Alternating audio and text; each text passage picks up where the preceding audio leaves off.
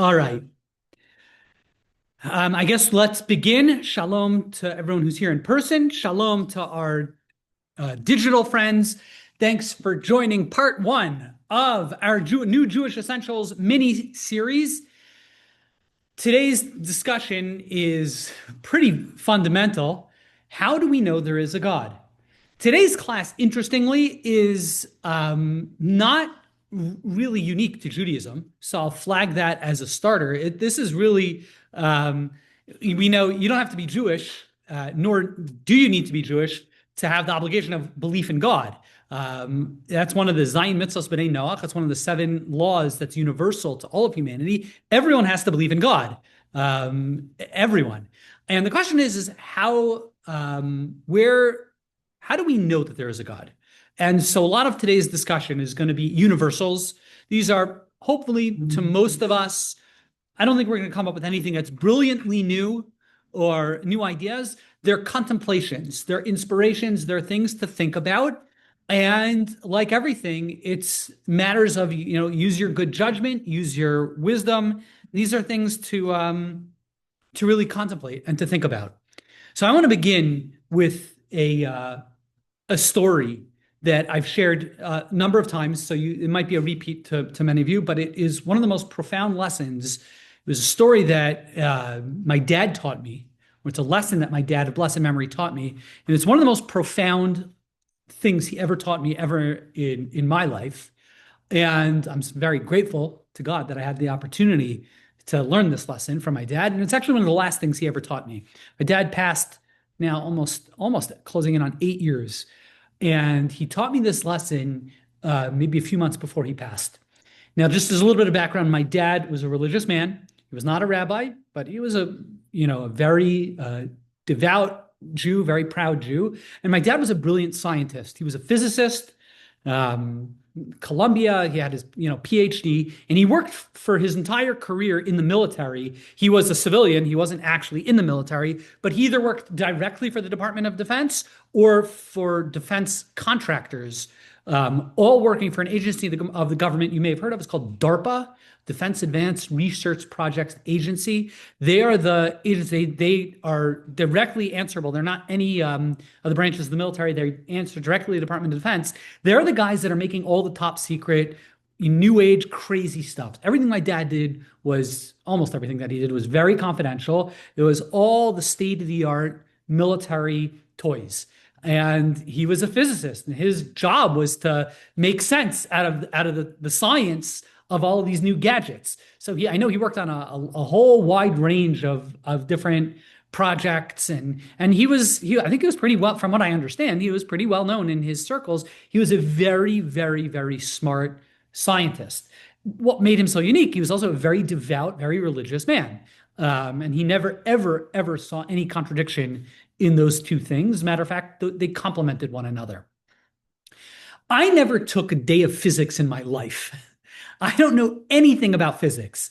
When I was in high school, you had to take 3 years of science.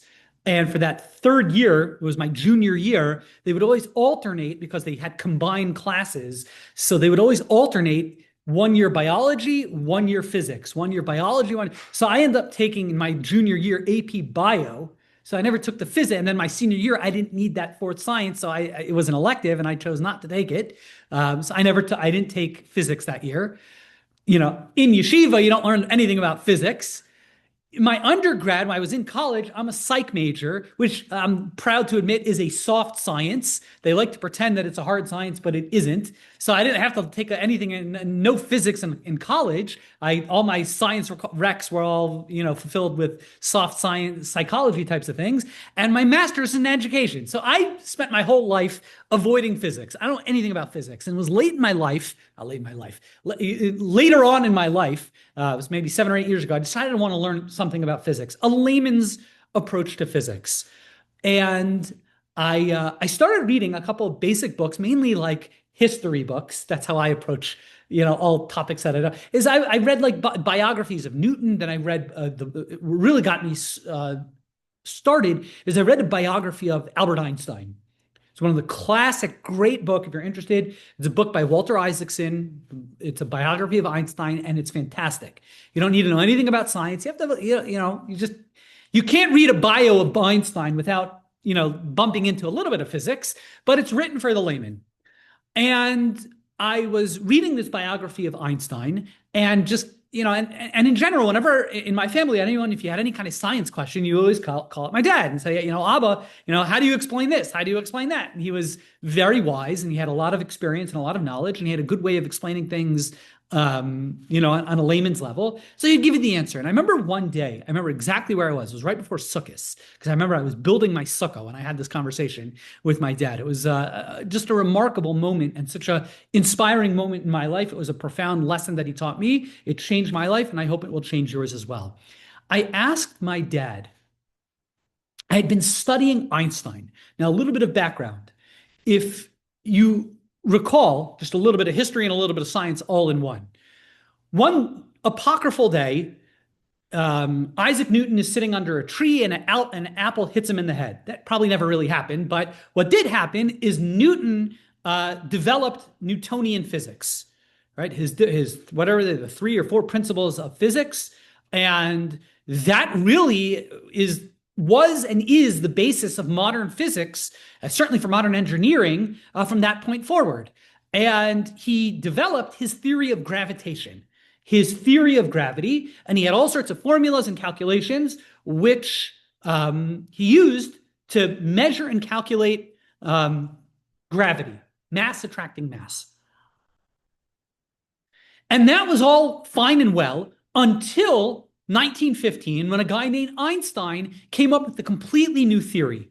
It's the general theory of relativity. You may have heard of the theory of relativity. There are 2 theories of relativity: special relativity, which he came up first, and then general relativity. And in 1915, he comes up with general relativity. And general relativity actually is a rejection of Newtonian physics and has a new way of understanding gravity. There are new formulas and new calculations, and it's actually different than what Newton came up with. So there are actually two theories of gravity. There's Newton and then there's Einstein. And that's that. And I'll never forget, I called up my dad and I asked him, I said, Abba, I have a question for you. He said, sure. He said, you've got Newton has his way of calculating gravity. He's got his formulas. Einstein has his formulas for gravity. And they're just arguing about the numbers. How do you measure gravity? And that's their machlokas. That's their difference of opinion. And I asked my dad, I said, Abba, I don't understand. They're arguing about the what. What is the right way to measure gravity? Before we answer that, shouldn't we answer a question that comes like a step before? Why does gravity exist? Why, fundamentally, does mass attract mass? If we first explain why this is happening, shouldn't we then be able to figure out who's right, Einstein or Newton? They're just arguing about, the numbers. First explain why this is happening. What's the explanation for gravity? And if we understand why it's happening, I'll be able to tell you who's right, Newton or Einstein. I thought that was a very thoughtful question. And I asked that question to my dad. Why does mass attract mass? Why does gravity, what's causing gravity? Let's explain what the cause is, and I'll tell you who's right. And my dad said, Nahum, I want to teach you something very fundamental, not just about gravity, but about science and about God. And it's one of the most fundamental lessons I've ever learned in my life. He said, first of all, you should understand that Newtonian physics, Newton was a genius, and his theory is incorrect. That's what modern science actually believes. Newtonian physics is actually incorrect, but it is a brilliant theory. And not just that, it's actually a very, very useful theory, despite the fact that it's incorrect. Because Einstein's theory, they only differ on extreme situations, scenarios that are on the margins, like things like black holes and subatomic particles. But in practical life, we build bridges, airplanes, skyscrapers using Newton's formulas. So Newtonian physics, although technically he was wrong, it is a brilliant theory, and it's actually, despite being incorrect, is a very, very helpful way of looking at the world. Newton was a genius. And he said, "Yeah, I want you to know, Einstein? Einstein's theory of general relativity, most people don't understand it. But this is not what my dad said, but this is my interpretation. He says, my dad actually understood general relativity. And I remember him telling me, it is a beautiful theory. It is so profound. It answers so much. And Einstein in 1915 was able to correctly predict that there are things called black holes. Black holes weren't discovered for decades later, but based on Einstein's numbers, models, he was able to explain like galactic types of things on the largest of measurements, as well as on the subatomic level. He said Einstein was brilliant. His theory is amazing. But he said, I want you to understand something fundamental. Einstein, Newton, they can predict and measure gravity with tremendous precision, with remarkable accuracy. They are amazing theories. But he said, I want you to understand and never forget. Why does mass attract mass? Why does gravity exist? There is no answer to that question. That is not a scientific question. The answer to that question is one thing and one thing alone. Because HaKadosh Baruch Hu, because God declared mass should attract mass. We don't even have the beginning of an answer to why does mass attract mass. It's not even a scientific question. We're just measuring, from a scientific perspective, we're just trying to measure what is happening. Why is it happening? Because God willed it. Always remember that. And that is a profound idea. Isaiah, Yeshaya Hanavi, he writes, S'u maram einechem re'u mi bara elah. Raise your eyes to the heavens. Look at the stars and perceive mi bara elah. Who created this? We can debate from today till tomorrow, what is happening? What is gravity? But why is it happening? Why are there stars in the heavens? There is no scientific approach to answering that question. And that's a really, really important idea. How do we know there is a God?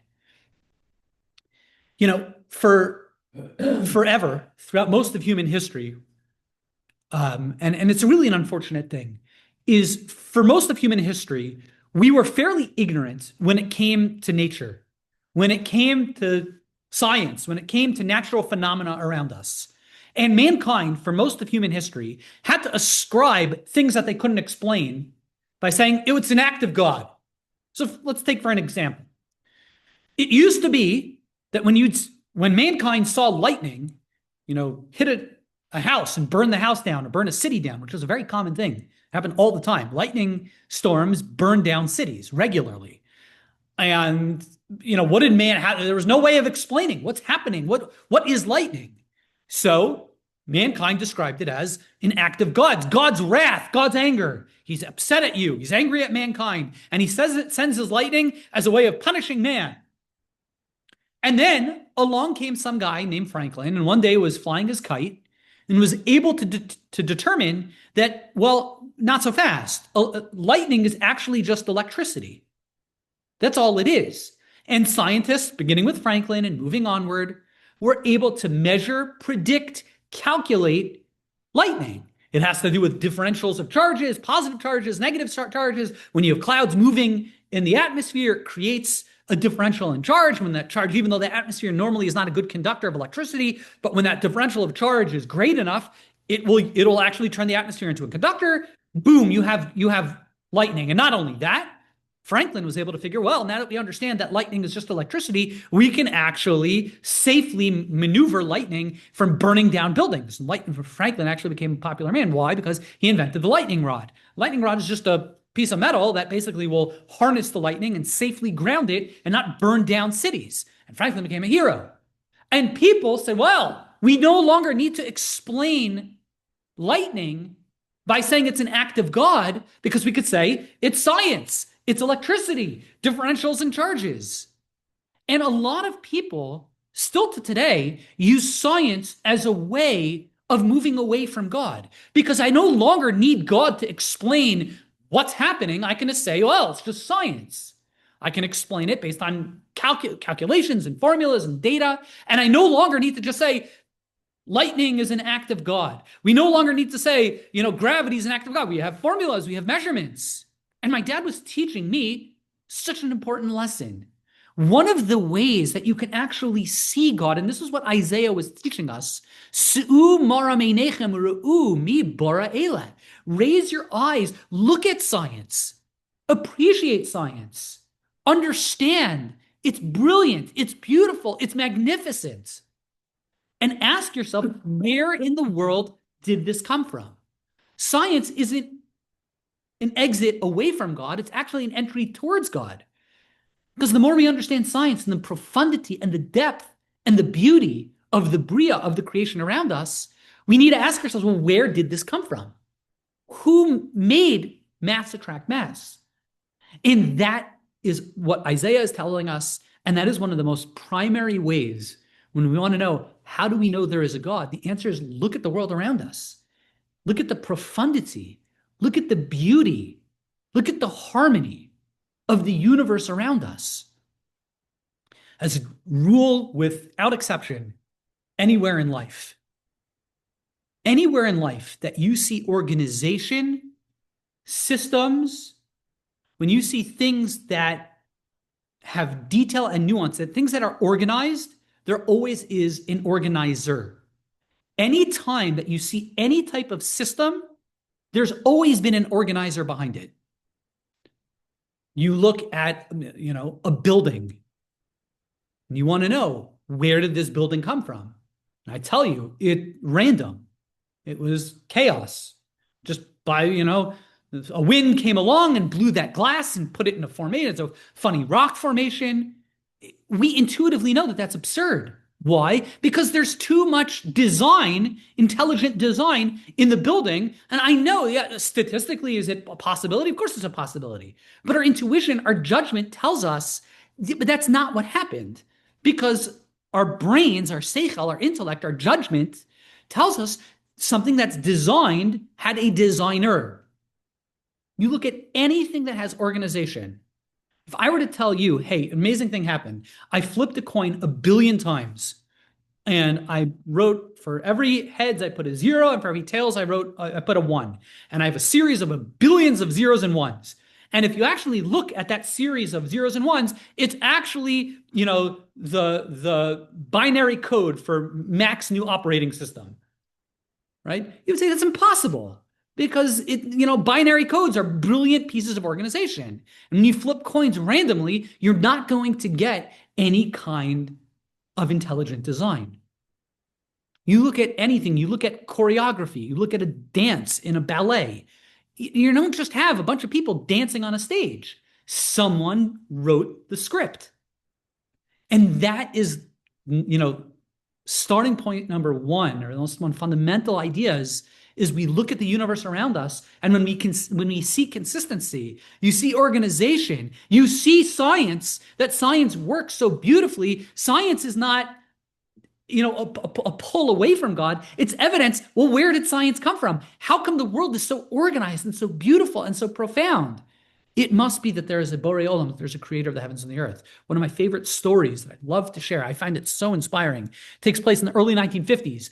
There's a group of three different teams of scientists are working to understand the molecular structure of DNA. Right? I'm taking everyone back to your AP Bio. Remember, in biology, DNA, and what's the shape of DNA? Remember, it's like the double helix. You all seen it. You all know what it looks. Right, we got someone in the medical field. You know what the DNA model looks like, right? So do you remember who's the one who discovered it? Everyone remember? Well, history? No, not close. But no, not OJ. Who discovered the shape of DNA? Watson and Crick, right? One of them just died. The other guy, Crick, just died like 2 months ago or something like that. Yeah, right. The other, I forget which one. One's been dead for a while. The other guy just died like 2 months ago. Right? The double helix, but the story behind the discovery is an amazing. There's one punchline. It's one of the most. I find this to be one of the most beautiful passages. The basic story behind it, there were 3 teams of researchers, and they were all in London, but they were working competitively. They were not working with each other. One was Watson and Crick. The other was a guy named Maurice Wilkins. And then the third group was a woman named Rosalind Franklin, right? And they were all working on determining the shape of DNA. Now, the way they had different ways that techniques they were trying to figure. Now we know what it looks like. You ever see the double helix, that spiral? It's beautiful. The double spiral, amazing. That was discovered by Watson and Crick, and he would end up. Watson and Crick and Wilkins would end up winning the Nobel Prize. Franklin didn't. Now you'll see people think that's a scandal. It's not a scandal, and I'll explain why. Well, I'll tell you why. Because she ended up dying before they gave out the Nobel Prize, and the Nobel Prize can only be given to. They will never give out. It's one of the rules of the prize. They don't give it out posthumously. They can only give it to people who are alive. She would have. So people think it's like a feminist thing, this and that. That's not true. She was dead before they gave out the prize. She would have won the prize had she been alive, because as we'll see, she was a very significant. She was actually. Really one of the discoverers, or she was the catalyst for Watson and Crick for coming up with the discovery. What happened is Franklin and Wilkins were using a model where basically it was this complex, it was called like Christology. And what they would do is imagine you take like an X-ray. An X-ray only gives you a two-dimensional view of something. It's like a silhouette. And you're trying to measure a 3D item, like figure this cup, and imagine it's more complicated. How are you going to figure out the 3D shape of something if all you're getting is a two-dimensional, silhouette?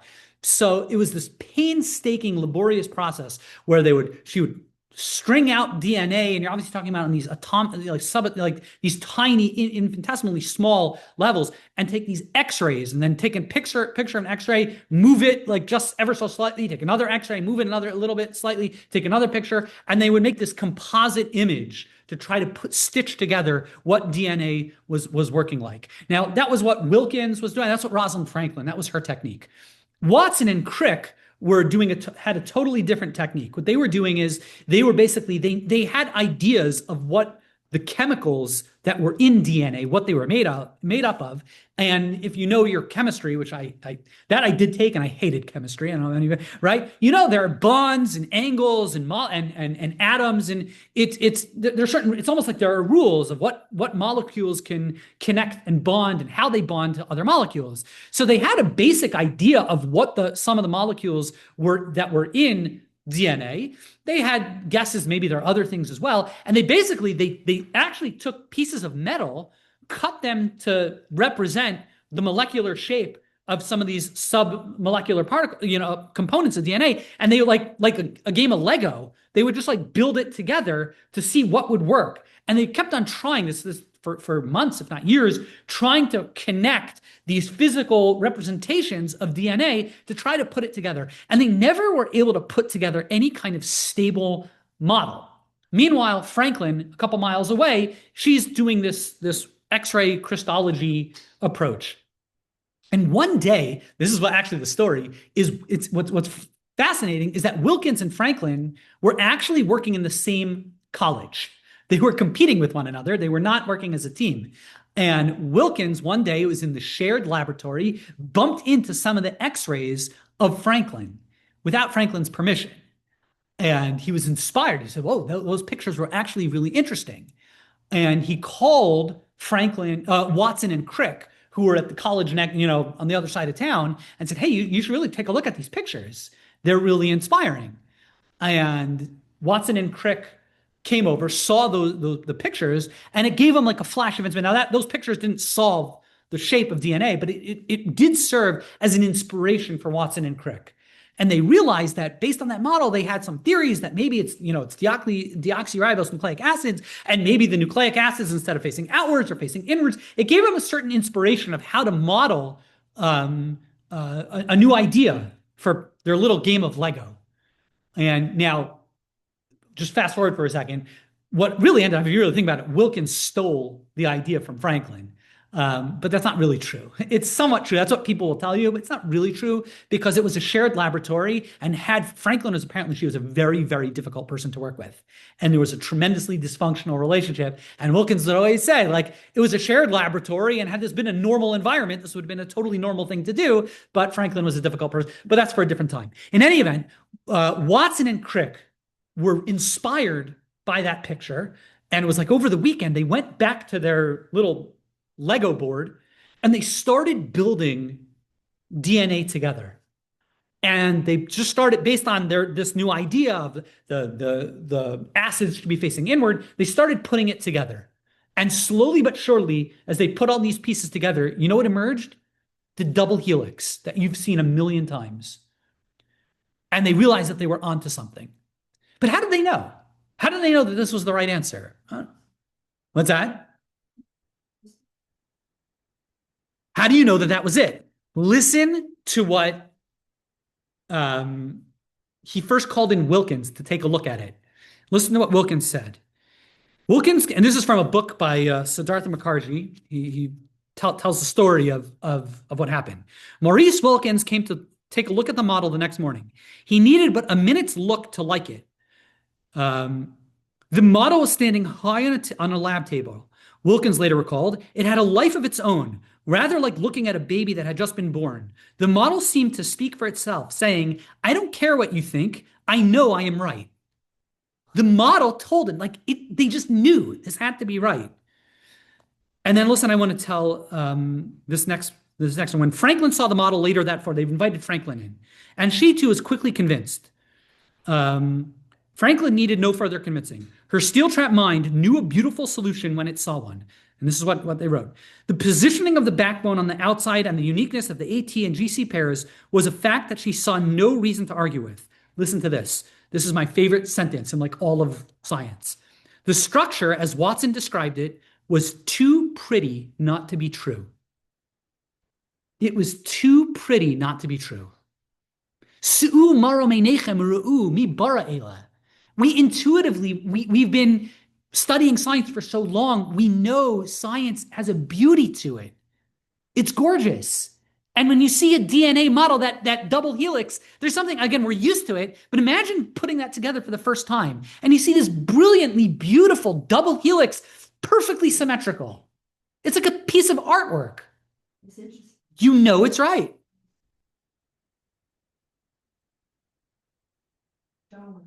Very pristine, like beautiful colors on it. And it's because it is. It's a beautiful piece of because that's what science is. Because guess what? When you see a work of art, you know that an artist designed it.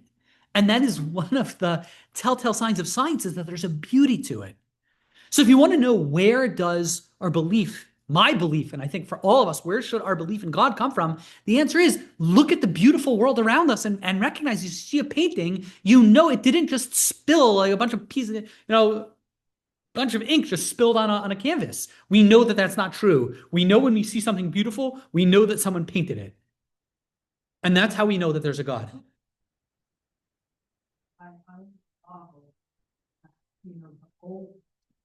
The artists hundreds of years ago painted and massive.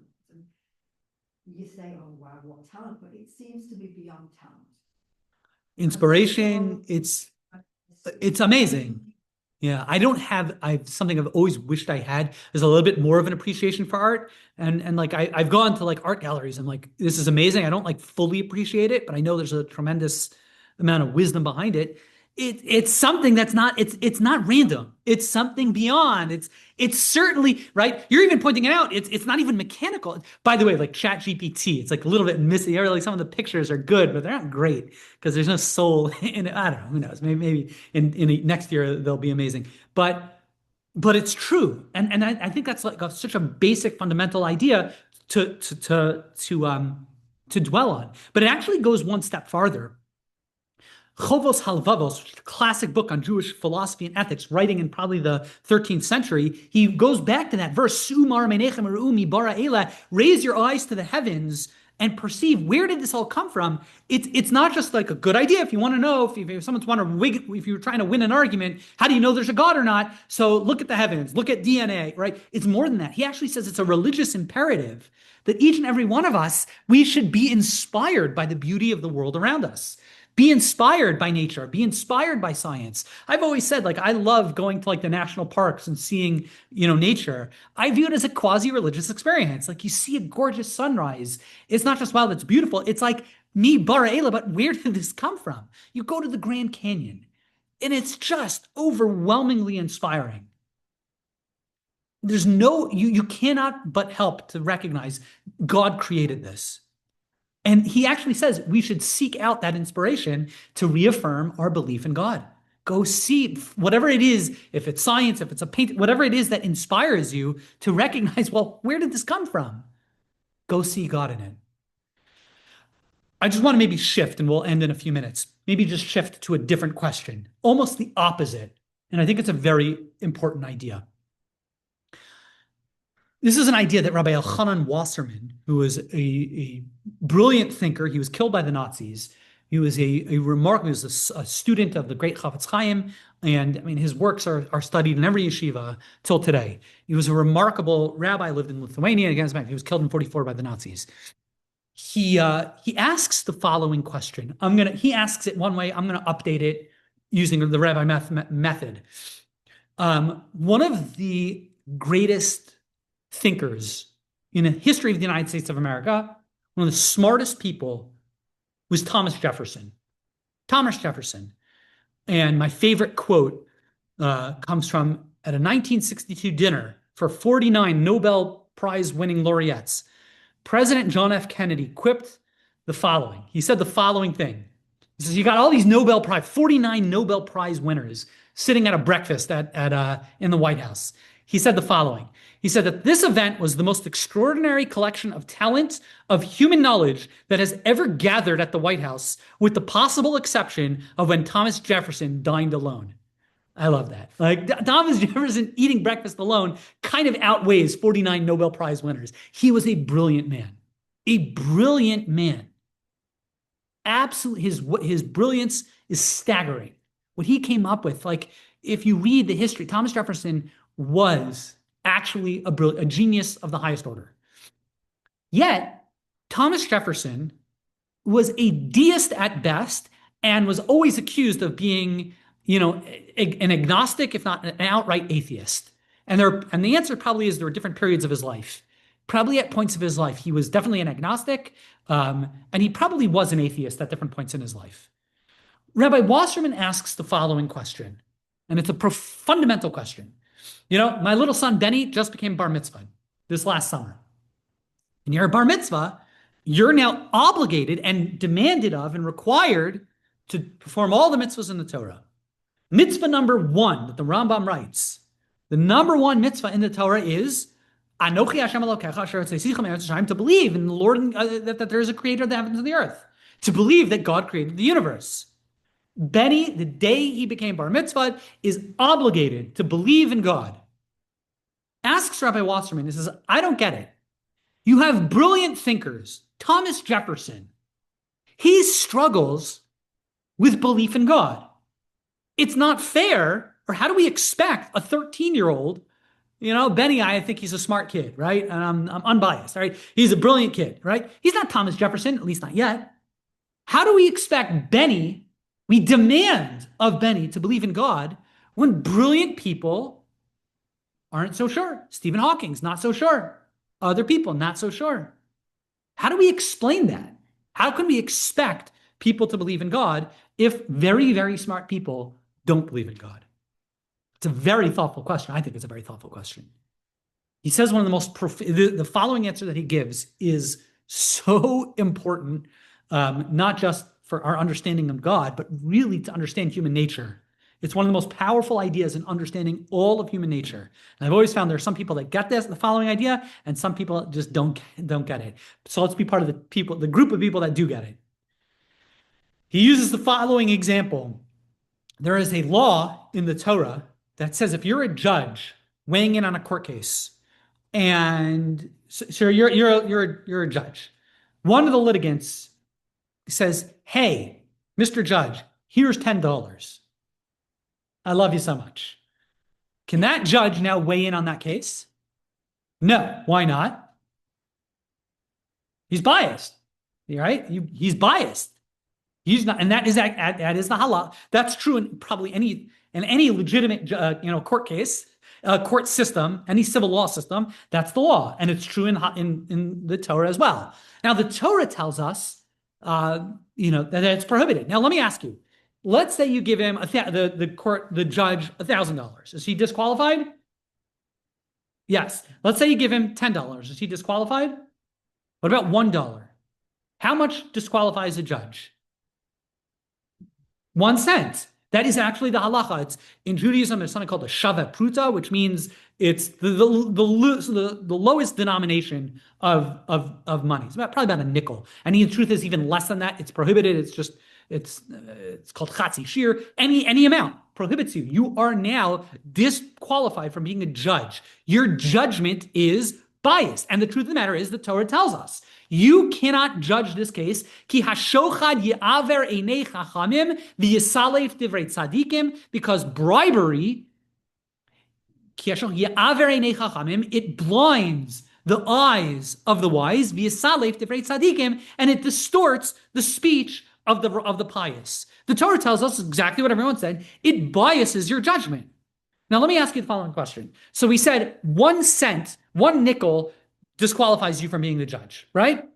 So far, so good. Let's say this judge happens to be the most pious and righteous man of all. Moshe Rabbeinu. He's going to be the judge. And you give Moshe a nickel. Is he disqualified from being a judge? All right, Rod says, yes, you're right. Everyone is disqualified. But hold on.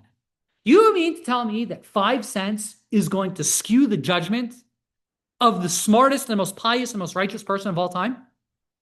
The answer is yes, it will. Now, it doesn't mean you're going to you are doomed to making a mistake, but it will definitely skew, maybe just slightly, it will skew your judgment. That's what the Torah is telling us. Even someone as righteous and as pious as a Moshe Rabbeinu, you believe what you want to believe. We like to think that our judgments of the world around us is purely up here. It's purely intellectual. I look at the world and I'm this cold, calculated machine, and I just make judgments purely based on like it's a spreadsheet that's going on up here, and I just look at the facts, I put it through the computation, and I come up with my solution. And we think that all of our judgments happen up here. Ladies and gentlemen, I want you to understand that's the most fundamental mistake that you can make in terms of understanding humanity.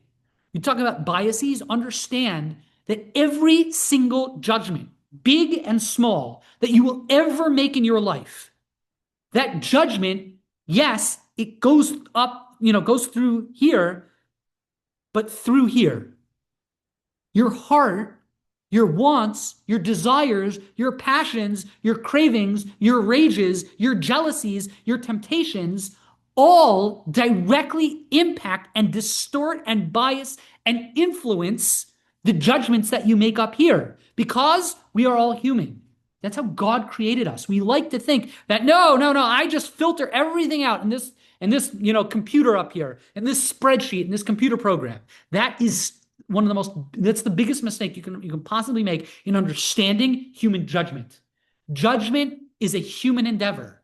Judgment, by definition, takes into account, whether we're aware of it or not, all of our humanity, our emotions, now, it doesn't mean that's the only thing that we do, but it biases, it skews that computer program, maybe a little bit, maybe a lot. You could be the smartest person, but always recognize when you're making judgment calls, judgments are not this cold, calculated computer computation. They go through our humanity. And if I give you $10, if I give you a nickel, well, guess what? Now you like me a little bit more. And you're going to be a little bit more biased in my favor. And you can't be a judge to a judgment. Really, you have to take all human emotion out of it.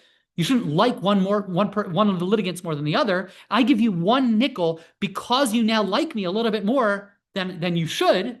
It might be just a little bit of a skewed judgment, but your judgment is skewed. Always remember that with every decision that you ever make in your life, whether you're actually a judge on a court case or you're just making a judgment of where to move, what job I should take, who I should marry, who I should divorce, anything. All of your judgments, yes, we try to be as cold and calculated as possible, but we need to recognize and dig deep whenever we make a judgment to realize there is probably something that's biasing my judgment and skewing my judgment. It doesn't mean that therefore, I can never make good judgments and I'm always incorrect. It just means you have to be aware of it. And when it comes to being a judge on a court case, the Torah is going to disqualify you if you actually have taken any kind of bribery. Says Rabbi Wasserman, belief in God, recognizing that there's a God in the world, is like the most basic thing in the world, and it's the most obvious thing in the world. That's this whole discussion up to this point. Just look at the world around you. Look at DNA. Look at gravity. Look at nature. Look at the stars. Look at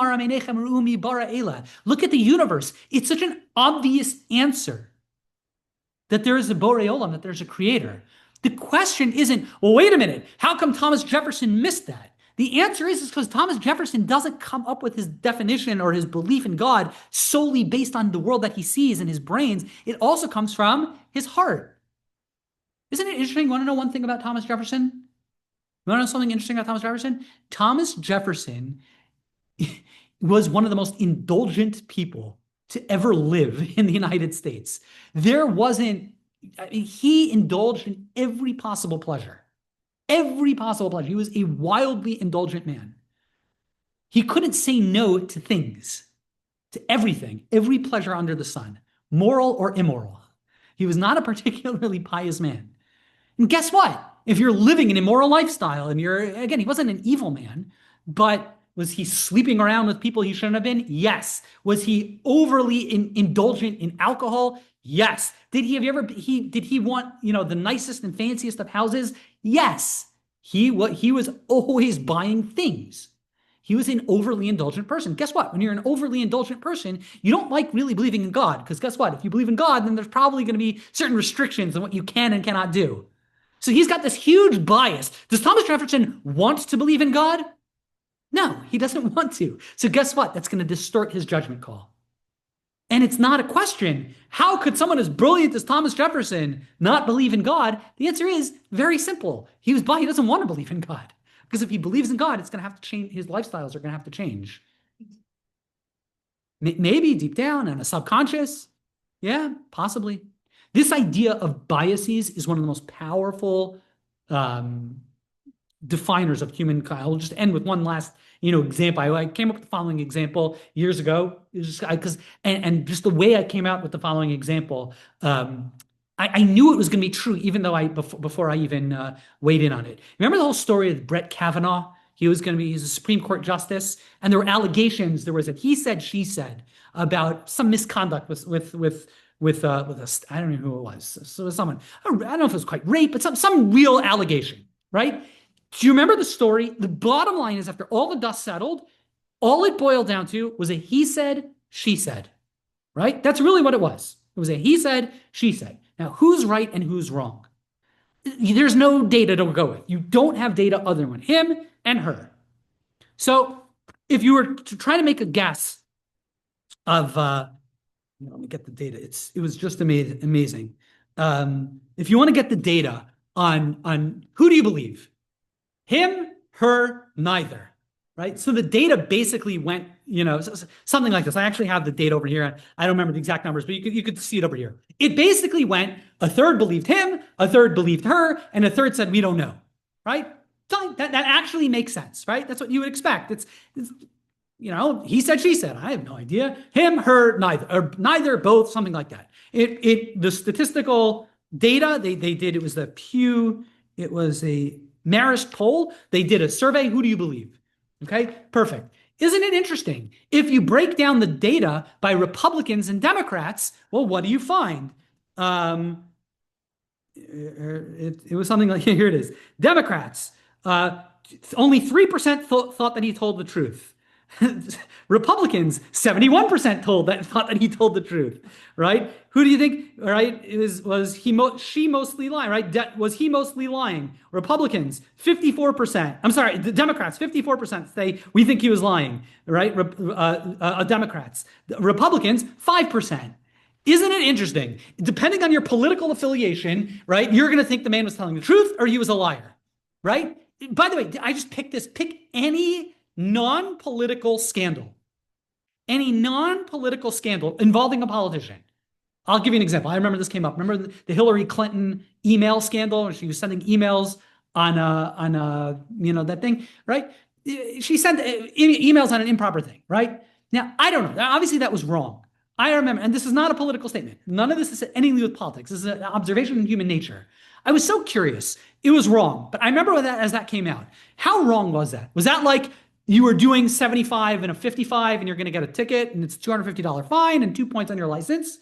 Or was that like hang her at high noon? This is treason against the United States of America. And I remember like I couldn't figure it out before I watching it. Like I didn't know how bad of a crime this was. And I found it so interesting. It depends. If you're a Democrat, you thought this was a parking ticket. If you're a Republican, you think this was high treason. Now, why is that? The answer is if you're a Republican, you hate Hillary Clinton. If you're a Democrat, you hate Brett Kavanaugh. And that's going to distort what is not a political question. Was he a rapist or not? Was she a criminal or not? It's true, but why? Because want Kavanaugh to be guilty. Republicans, want Hillary to be guilty. It's not based on this, it's based on this. Yeah, right. There's no data. It's a judgment. I'm just using as an example. There are so many instances where our biases. If I'm a Republican, I want the Republican guy to be innocent. If I'm a Democrat, I want the Democrat guy to be innocent. That's not bad. It's just a human nature thing.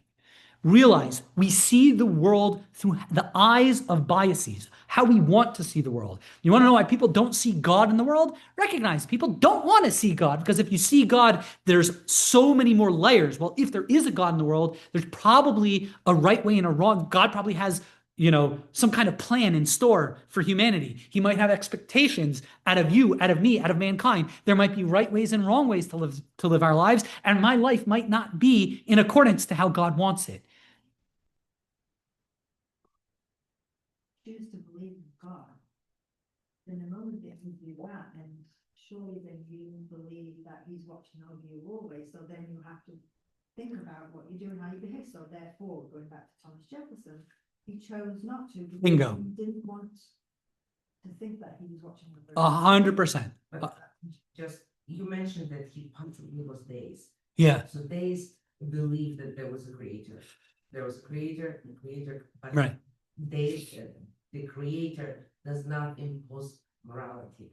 And so Jefferson could have thought there is a creator, but that creator does not say what is good, what is bad. Right. And that creator does not impose it. So it's conflictual to me. That may have been a way of resolving that tension of like, there's obvious data that there's a creator, but I don't want to conform my life to anything other than following my passions. So you come up with these weird theories of deism, which he was more of, I think, an atheist for most of his life. And maybe deism was a way of reconciling those two.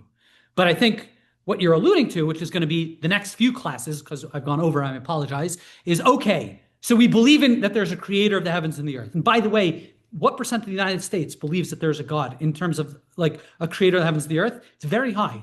It's like the last data I saw, it's over 89%, close to 90%. In Europe, it's much lower. It's like 50%. But the United States are actually a fairly religious country, which is why whenever people want to take God out of the, anything, it's newsworthy because it's actually a very unaccepted position. It goes against the grain of society. That's why it makes the news, because it's sensational. Most people, at least in the United States, do believe in a God, in the creator of the heavens and the earth. The question is, okay, so he created the world, he created the universe, however long ago he created it. What happened next, right? What happened next? What does he want from humanity? Does he want something from humanity?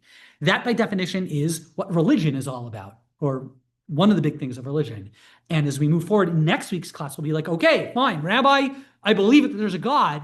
How do we know that he then said, okay, Judaism is what I want out of humanity? How do you know it wasn't deism? How do we know it wasn't, Christianity or any of the other myriad of religions? So please God, next week's class and the week after, we're going to really talk about how do we know the answers to those questions. We'll save that for next time.